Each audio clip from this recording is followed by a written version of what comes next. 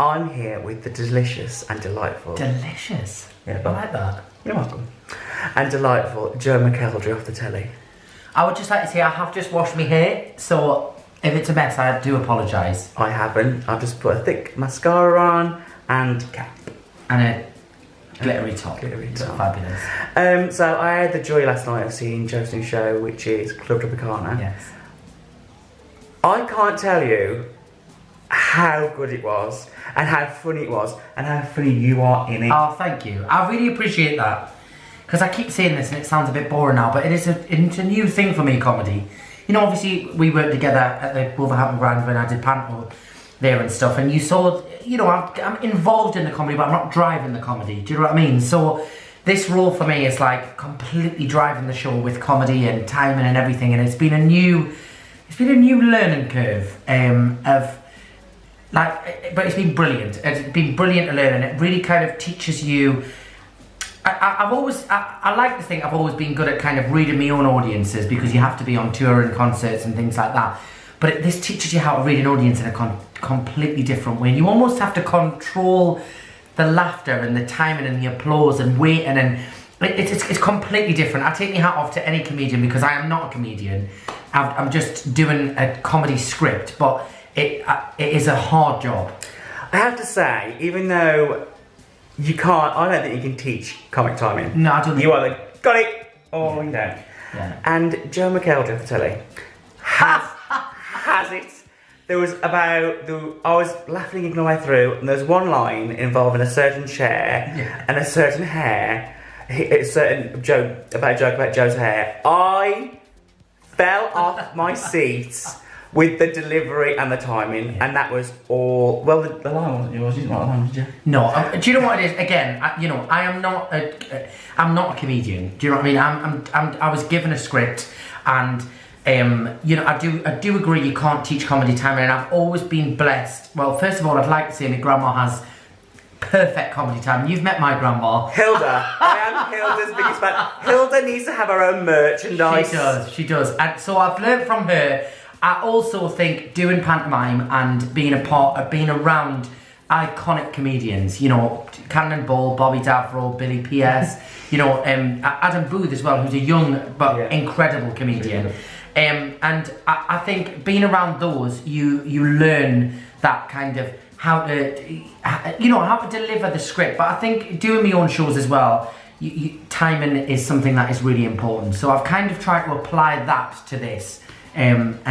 Hopefully it seems to be working so far. You play a character called Gary. Yes. Tell us a teeny weeny bit about him. So Gary is the entertainment manager. Gary is probably what I would be after far too many vodka diet cokes.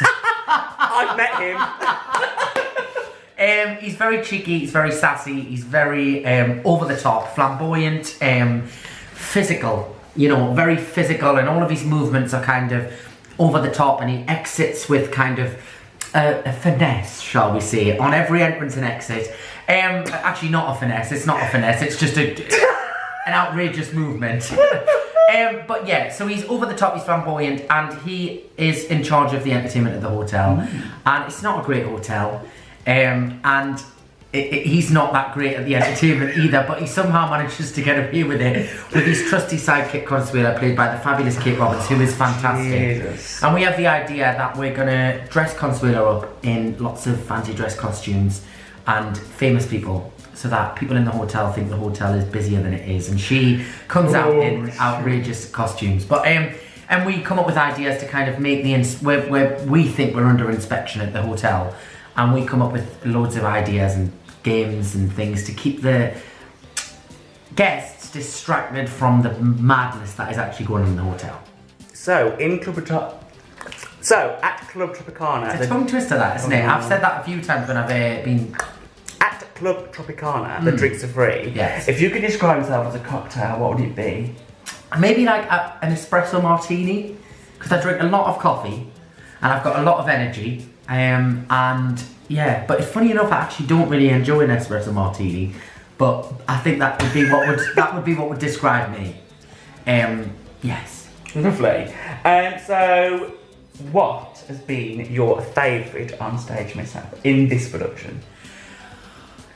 Because it seems like there's room for loads, Joe. We actually had one last week. We had one last week. There is room for loads in this. It's such a quick-paced show that the minute it starts, and I suppose the audience probably won't understand this watching it because you just see it as this kind of slick and it just goes and goes and goes. But honestly, I'm used to doing my own concerts, which is literally like a steam train. The minute it starts, it doesn't stop. You know, but this is, the timing on this is so quick, constantly. I don't have a second to breathe, you know, on stage or off stage. I'm waiting in the wings with props and everything. And there is a bit, which it happened last week, and we just had to make it a part of the show. Wimbledon, we were in Wimbledon. It was Saturday night in Wimbledon. Lovely. And there's a bit in the second half of the show where we find the inspector's handbag. Yeah. And I tip all of the contents out and I'm searching through. And the last piece of the prop is the driver's license, which leads to the next part of the story. So I'm flicking through all of the stuff, and as I can visibly see as I'm going through the stuff, there's no driver's license there. So, unbeknown to me and Kane, who plays Blaine, it's stuck. Lovely Kane. Yes, it's stuck in the pocket inside the bag. So we can't see it in the bag, I can't see it on the floor. And I'm getting closer and closer and I'm thinking, there's no driver's license here, what am I gonna do? And so I thought, I can't do that awful thing where I pretend to pick something up and just put it in my hand.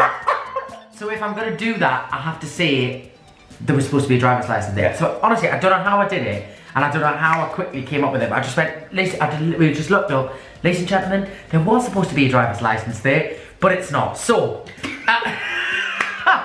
if it goes wrong, do it strong. Yeah, it actually got a huge laugh and a round of applause because and a few friends that were in said it happened so quickly that they actually thought it was like a planted mishap, that they thought was like a cod kind of joke, which I'm glad about. But honestly, people who aren't performers won't understand this. You get this flush of heat from your feet. Absolutely, honestly, it goes up your body. It's like an adrenaline rush when something goes wrong and your brain goes into overdrive, and it was funny and it got us through. And then we've had a few other moments, you know, where Kate's come out in the wrong costume. Kate, I can't tell you how much. Which costume? What happened then? Kate won't mind us telling you this because she's actually spoke about this publicly, anyways. So she, in the first couple of weeks, you know, we had a very short rehearsal period, and it's a very complicated show in terms of timing. And poor Kate has the most costume changes out of anyone. They're great costumes. They're amazing costumes, and they're all very intricate, and they're all very specific to each scene and each impression that she's doing. So she came, she ran off stage thinking she'd finished the scene in one costume. I'm not going to say which one because he spoils the show. And she came running back out. So she came out dressed as somebody she was supposed to be, but she was actually still dressed as the maid. And so the audience wouldn't have known, and the audience are in hysterics because it's still a funny costume, whereas I'm in hysterics on stage because of a different reason. But you know, these things happen, and as Adam said, strong and wrong. Always, you know. Strong and wrong. Yes. So Joe did pantomime in Wolverhampton with the gorgeous Lisa Riley. Oh. We just want to say hi. Hi, Lisa. Because we love Lisa. Yeah, we do. So, little quick fire round for you, Josephine. Too hot or too cold? Too cold, always. I hate being hot. Walk or run? Run. Dance or sing? Sing with dancing. Give or receive? I hate giving presents, so receive. Meat or veg? Meat. Night in or night out? Depends how I'm feeling. Coffee or tea? Coffee. Bernadette Peters or Patti LuPone? I'm gonna have to say it because you're sat here, Patti LuPone. Yay! Joe McElderry wins the quiz. I need to say that Joe is an absolutely gorgeous human. Please go and see him at the Palace. Oh yes, Sunday. Sunday? Is this out before then? I'm gonna do that. Oh right, fab, yeah. Sunday, come see Sunday at the other Palace. And where are you? You're in Coventry next? We're in Coventry next week, and then Oxford the following week, and then Sunderland, and then after that, I've got no idea. Please take everybody that you love to see the show, because it is a joy, the cast is incredible. Just go for the wigs. I mean, the wigs alone were flooring me, but please go and see it. Thank you so much for your time. Thank you. Joe McElderry, Bye. as Joe mentioned before, oh God, look at the different colour of my hand and my face. And look, it doesn't matter, we'll hide that.